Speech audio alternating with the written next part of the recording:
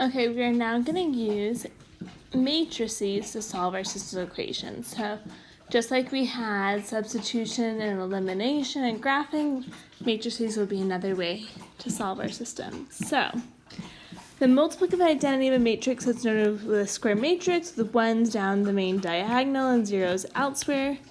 So remember, like 1, 0, 0, 1, or if I had a 3 by 3, 1, 0, 0, 0, 1, 0, 0, 0, 1, those we call the identity matrix.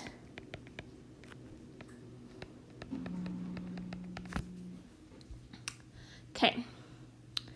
Denoted by A inverse, such that when you multiply the inverse by the actual matrix, or vice versa, we'll get the identity. We call that the inverse matrix.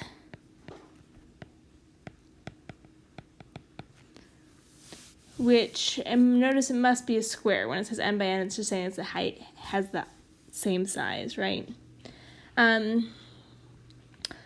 But be aware that doesn't mean that every matrix has an inverse, right? Because not all matrices are squared, therefore they're not all invertible. Okay, if we think back to what we did 2 lessons ago, when we did our row operations, that's what we're going to use to find the inverses of the following matrices, and then we will verify they are such. So, if we do 3, negative 2, 1, 9, we're going to set on the opposite side rather than the answers. We're going to set the identity matrix on the right. And the whole idea here is we're going to try to make the identity matrix on the left side now, so kind of switch sides. So, up to you, but I usually start and I'm like, okay, hey, this is nice that this is a 1 right there. So maybe the first thing we want to do is just switch rows. Because ideally we want in the upper left corner, right? So if I just switch row 1 and row 2, I will then get 1, 9. And the other side, 0, 1. And then I'd have 3, negative 2, 1, 0. Okay, so my whole game plan here is I'm going to leave that 1, but that means I'm going to make this 3 a 0. So how would I do such? If I take what now is the top row and multiply that by negative 3 and add it to the second row, I'm actually going to put it in like this lower one. So negative 3 times row 1, and I add it to the second row, then I should get 0 there. So the top row is not going to change at all, but negative 3 times 1 is a negative 3 plus 3 is 0. Negative 3 times 9 is negative 27, minus 2 is negative 29. And then negative 3 times 0 is 0, plus 1 is still 1. Negative 3 times 1 is negative 3, plus 0 is negative 3. Okay. So now, on this bottom row, I now have this 1, this 0 are the correct entries. I now want to make this 29 though, negative 29. I want to make that a 1 now as well. So remember, with your row operations, we're not going to change the top row at all right now, but I can multiply a row by something. So whether you think about it as multiplying it by, 1 over negative 29, or if you want to think about it as dividing, that's fine too. But we're going to take row 2, and we're going to times it by negative 1 over 29. So you get 0. We now get a positive 1. I would get negative 1 29th, and I'd get positive 3 29ths. Okay. So then I just have one last step, and that last step is to make this 9 a 0. So the way I'm going to do that is I'm going to take the 1 from the second row. I'm going to multiply it by times negative 9 and add it, from the second row. I'm going to add it to the first row. So 1 plus negative 9 times 0 is 0, so that's still 1. But 9 plus negative 1 times, positive 1 times negative 9 is negative 9. That would now be 0.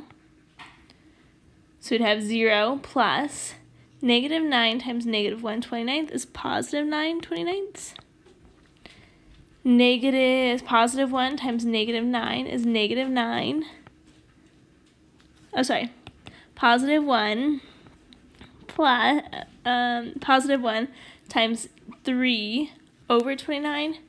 I'm going to write this over here for just 3 over 29 times 3. You multiply the top, so you have 27 over 29. So I'll just do 1 plus 27 over 29. And we can simplify that in a minute here. That is going to be a negative, sorry. So that's really minus 1 over 29. I guess we might as well just deal with it right now. So let's do it over here. So we had 1 minus 9 times 3 over 29. So that's 1 minus 27 over 29. And you can think about that as being like 29 over 29. So we should get 2 over 29. The bottom row doesn't need to change at all. And we now have the identity on the left. So what we're left with here is this right side is a inverse. Or we call it the inverse of A.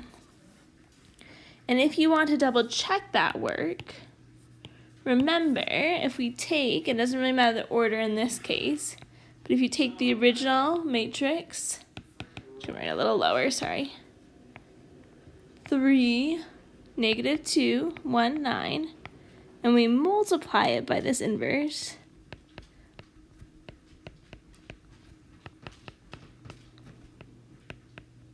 we should end up with the identity. So let's see what we get.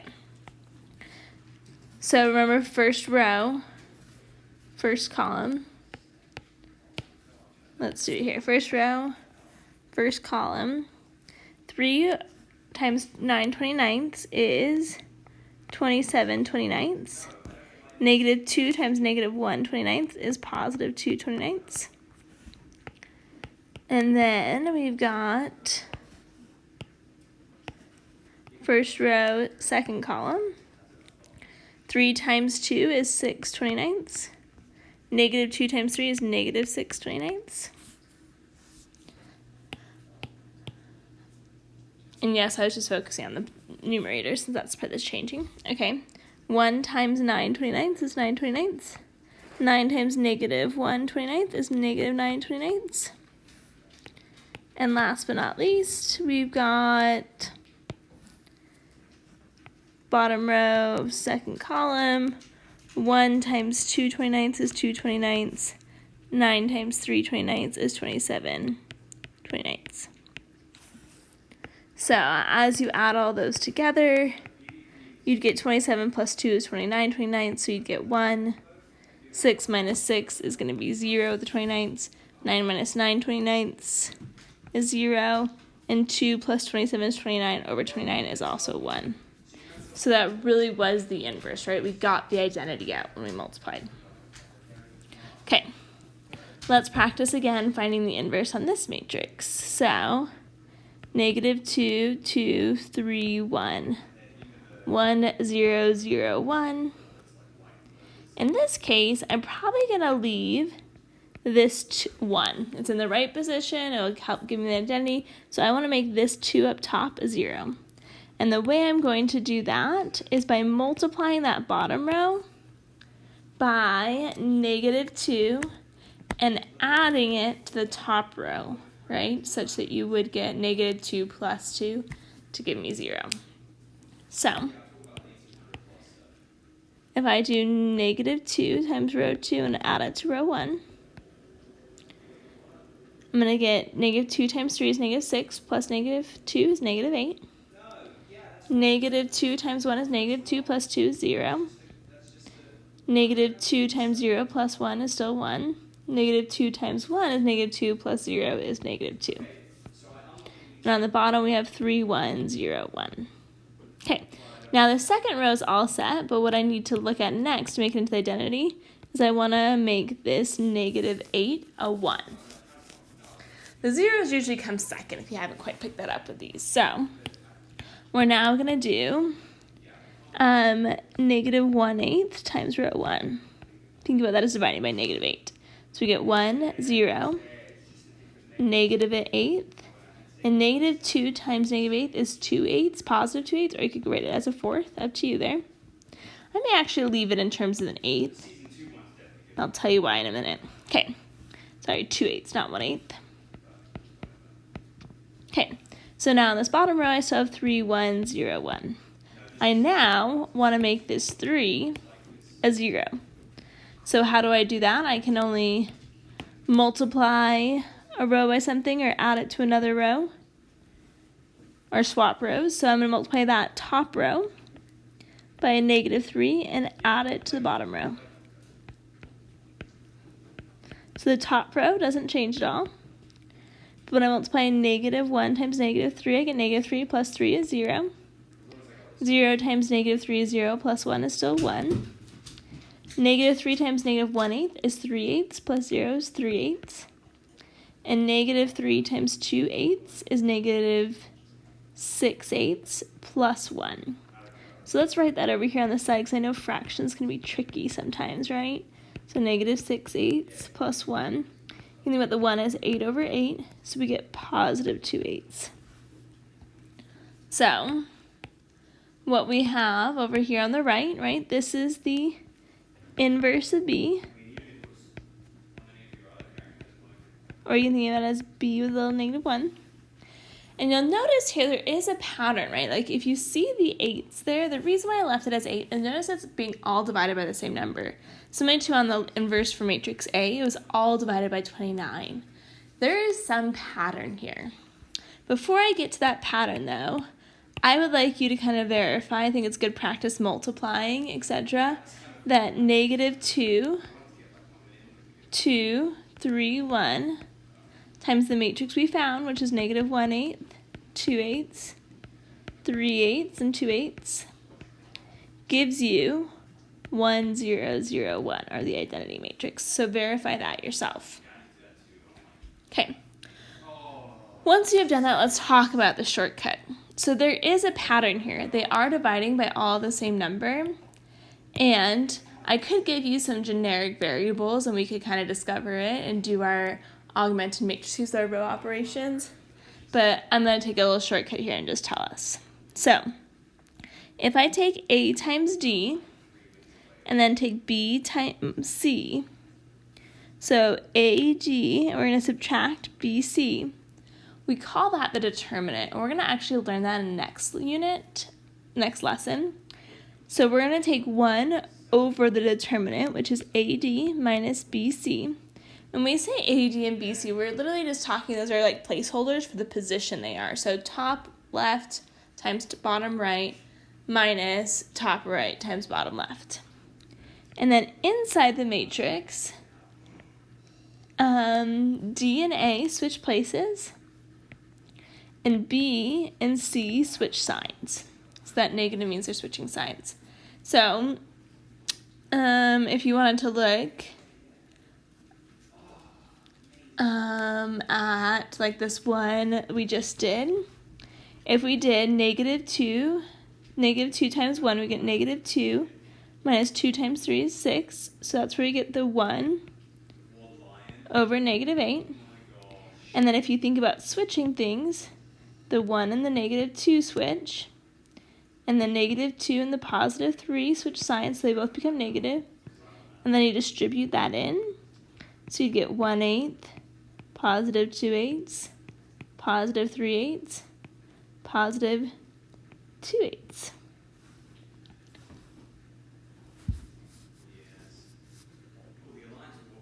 And this is negative because it's multiplied by negative 1/8. There you go. So notice how these are the same, right? So it doesn't matter which way you do it, you'll end up with the same answer. So if it just asks you to like use with the inverse, then you're probably fine to go ahead and use our shortcut. But if it asks you specifically to kind of show your row operations or your matrix algebra to get there, then I'd expect you to be able to do your what we did up above and not kind of skip the shortcut. But I do always recommend checking out the shortcut as a minimum. Okay, so let's look at the next one. So if we wanted to think about our shortcut here, it's definitely fair game at this stage. So let's see what we can come up with. On this one, I do 1 times 2, which is 2, minus 1 times 2, which is also 2, which is 0. So the problem here is when you think about doing like the 1 over 0, and then we do like our whole flip-flopping, the issue becomes is that we can't divide by 0, right? So 1 divided by 0, that's impossible, right? So here, this one's actually not invertible. So if you ever get something where you get 0 as that denominator, you just know that there is no inverse. Okay. What we did up above was for 2 by 2s. And 2 by 2 does have a shortcut, but the shortcut for a 3 by 3 is not nice. So if you do need to find the inverse for a 3 by 3, what you're going to have to do is do your row operations. So let's go ahead and take a look here. On the left, we're going to still leave the matrix as we currently have it. But on the right, we're going to set it equal to the identity. Okay, and the whole idea, remember, is that we want to make the left like the identity. So I usually focus on one column. In this case, it looks like the middle column is going to be pretty straightforward. And the reason I say that is I already have a 0. I've got a -1, but that's not too hard to change to a +1. So then I just want to make this 2, let's say, a 0. So how can I make that 2 a 0? In this case, if I take row 2, multiply it by 2, and add it to that third row, I should get 0. So let's see if that works out for us. Okay, are we big enough? All right, let's just do that at the bottom row. So we would have 2 times 2 is 4, plus a -3 is 1. -2 times 2 plus 2 is 0. 2 times 3 is 6, plus -5 is 1. And then 2 times 0 is still 0, plus 0 is 0. 2 times 1 is 2, plus 0 is 2. 2 times 0 is 0, plus 1. Okay.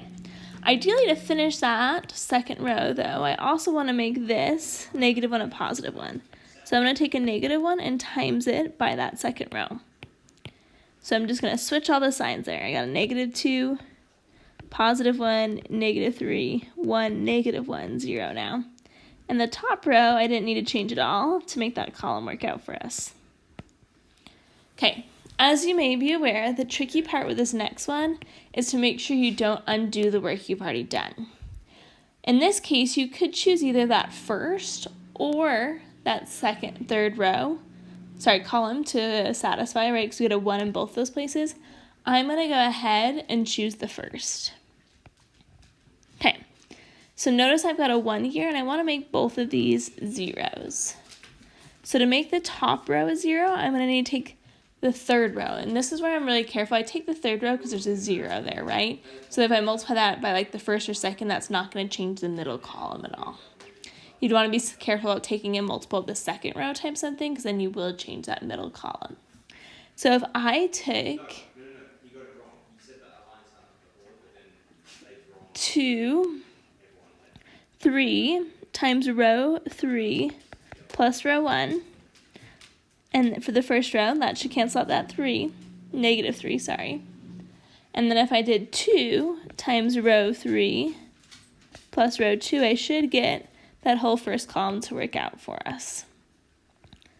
So 1 times 3 is -3 times 1 is -3 plus 3 is 0. 0 times -3 plus 0 is still 0. 1 times -3 is -3 plus 4 is 1. 0 times -3 is 0 plus 1 is still 1. 2 times -3 is -6 plus 0. -3 times 1 is -3 plus 0. Okay, let's look at this next one then. I've got 2 times the bottom row. 2 times 1 is 2 plus 0 is 0. Sorry, plus -2 is 0. 2 times 0 is 0 plus 1 is 1. 2 times 1 is 2 plus -3 is -1. And then 2 times 0 plus 0 is still 0. 2 times 2 is 4, plus negative 1 is 3. 2 times 1 is 2, plus 0 is 2. In the bottom row, we do not need to change. Okay. I'm going to go ahead and swap some rows here. So the ones that we kind of had left, right, is we kept this one, and we're going to want to keep this one, but notice how our diagonal is not quite the way we want it for an identity. So I'm going to just swap row 1 with row 3. So the bottom row comes up top, middle row stays the same, and the bottom row, top row becomes the bottom row. Okay, so now to finish this, all I have to do is like this last row, right? I'm going to make these zeros. And this is where you may get like a little tripped up and try to do like the first row times the second, like, and add it to the second row. But use that bottom row because you want zeros in the rest of the row and you're adding it to it at this stage to finalize your work. So I'm going to add negative 1, or negative row 3 plus row 1. And I'm going to just add row 2 and row 3. Okay, let's see if this works out for us. So if I add the first and the last row, or negative to the last row plus the first, 0 plus 1 is 0, 0 plus 0 is 0. Negative 1 now, right, because we negated that, plus 1 is 0. Negative 1 again, plus 0 is negative 1. Positive 6, right, changing that sign, plus 2 is 8. Positive 3 plus 1 is 4. Okay, now add the bottom two rows. So 0 plus 0, 0. 1 plus 0 is 1. Negative 1 plus 1 is 0. 0 plus 1 is 1. 3 plus negative 6 is negative 3. 2 plus negative 3 is negative 1. Bottom row did not change. We now have the matrix the identity matrix on the left. So what we're left with over here on the right is the inverse of matrix D. A lot of work. I know they can be somewhat miserable. The good news is I usually will give you them partially done or something that kind of works out nicely, or maybe I give it to you, as we'll see in the last example we do today. Okay, 2 by 2s, totally fair for you to use an inverse matrix to solve. So this is what we haven't done yet. I'm going to call this first matrix A times X equals B. If that was just a regular equation I said solve for X, you would tell me, hey, we're just going to divide by A. Unfortunately, there is no division, though, in our matrix algebra. But what undoes a matrix? The inverse. So when you multiply the inverse times itself, we get the identity, right? Meaning 1, 0, 0, 1 in this case. And the identity times anything is just itself. So that's how we get X let alone. But remember, whatever you do to one side of the equation, you must do to the other. We also have to multiply the other side by the inverse of A times that matrix B. And notice the order is important here. It's going to be on the left side of that matrix. One easy way to help you see that is the inverse will be that same size, a 2 by 2, as our original matrix, and the answer is a 2 by 1. If I had switched that and done the 2 by 1 first and tried to times it by the 2 by 2, notice how those don't match, they wouldn't even multiply together. So that's a good way to kind of self-check your work. So here, the whole idea whenever you're using inverse to solve is we take the inverse of that original matrix and times it by the answers. So let's use our little shortcut. The inverse is equal to 1 over. We're going to take 1 times 2 is 1 minus 1 times negative 2, which is a negative 2. So that's 1 really over 1 plus 2. That's really going to be like 1/3 out front. Okay, now let's talk about what happens inside the matrix. We're going to swap places of the upper right and bottom left. So 1 and 1, it looks the same, but we really did swatch those places. And we're going to change the signs of the other two. So this will now be a negative 1 and a positive 2.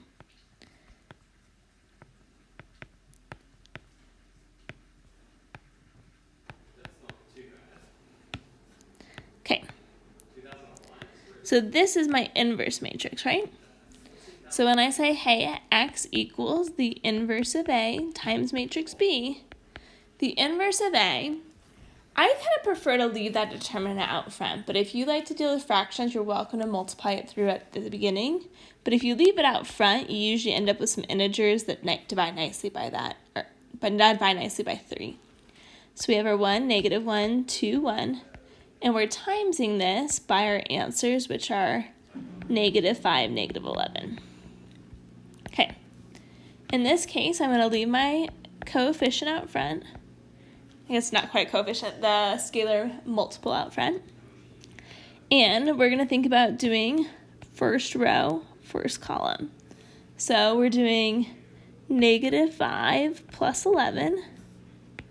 And then we're thinking about second row, still first column for this next spot. So -10 minus 11.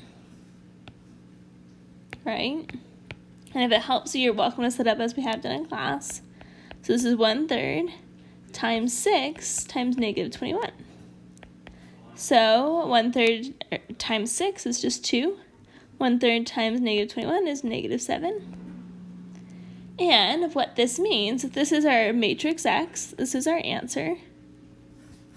And we've solved our first when using an inverse. Okay. So let's go ahead and use a matrix to solve the systems of linear equations. So the only difference from this to what I did previously is this time we're going to take the coefficients. So 3, 7 of x and y, 5, and 12. And we're going to separate those from our variables x and y. And what we know about matrix multiplication is this would be 3 times x plus 7 times y. And that's what our equation says, right? First row times first column, etc.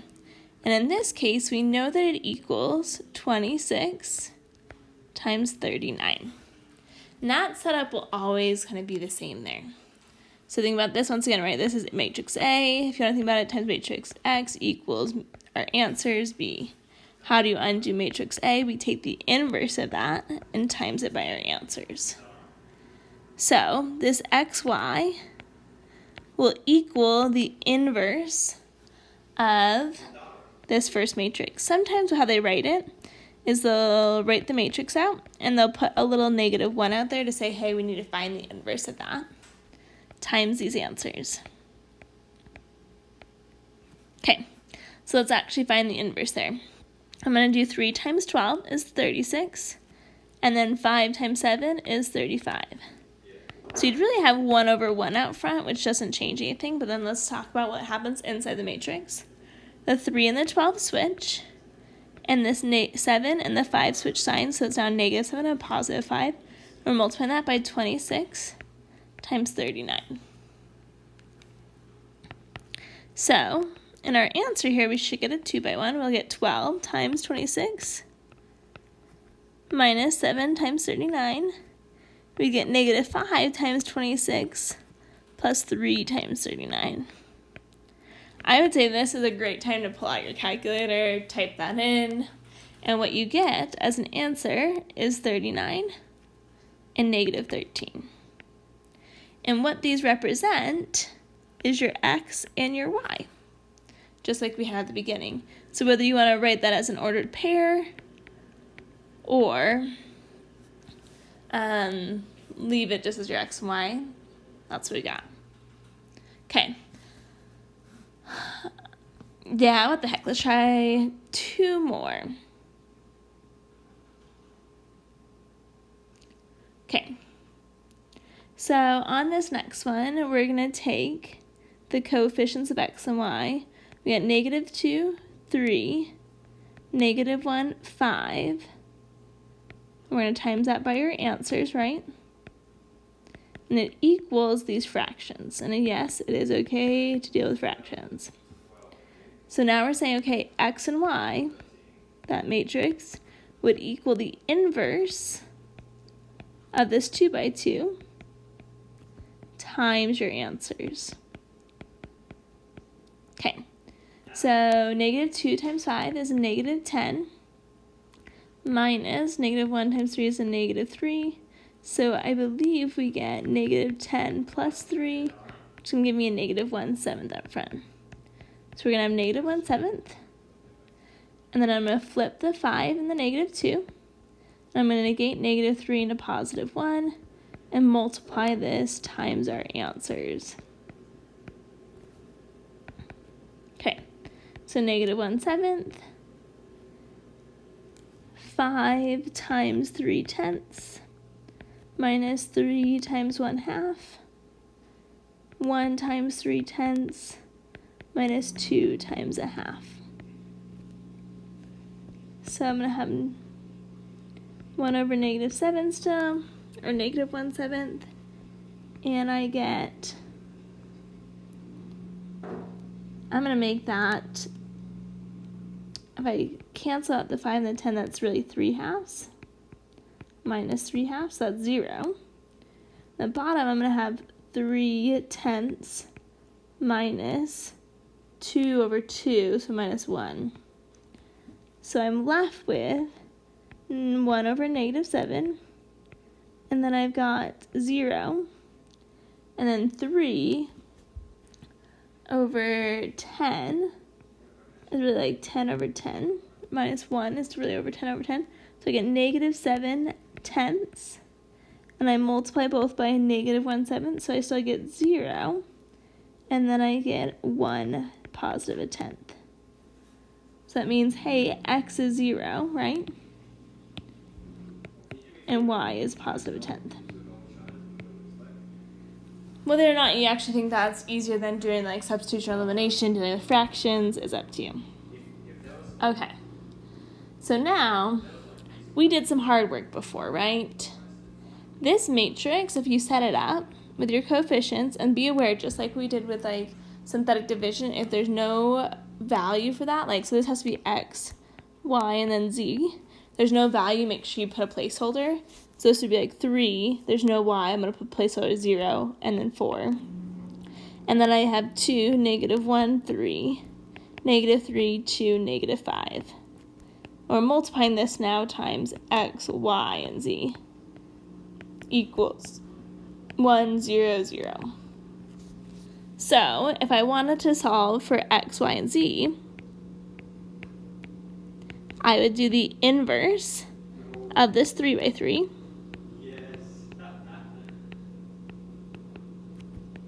And I would times it by our answers. Okay, so if we look up here, we already did that heavy lifting.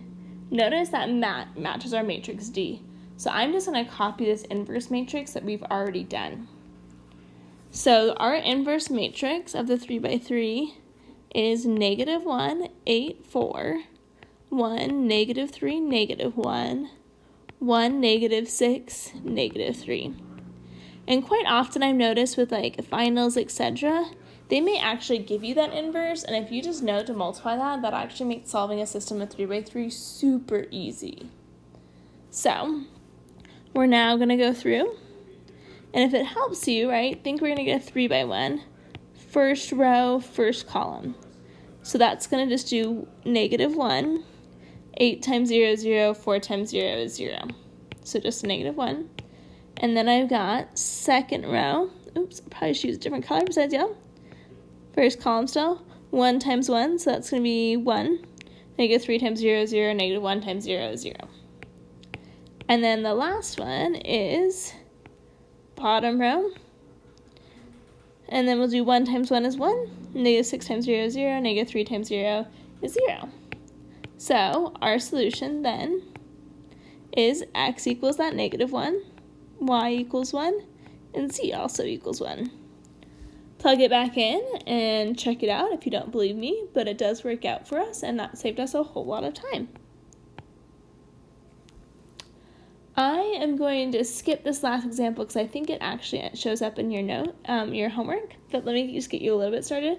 Remember, if this is your matrix A times x, y, z, and it equals your answer. If you just wanted to get rid of the A, remember you to multiply the inverse on both sides. So the inverse of A times this 3 by 1 of the answers would give you your answers for X, Y, and Z. And what is nice about this is they give you the inverse over here. So you don't actually have to go through and do anything. I think this is just a positive one there. You don't actually have to go through and find it, but if you have it, you must know how to use it. And that's something that I would emphasize. When you've got a 3x3, if I give you the inverse, you better know how to use it. Whereas for something like up on these ones, when we had a 2x2, fair game for me to also make you find the inverse. I did think it was good practice for us like we did in D, where we went through and did our row operations, because you're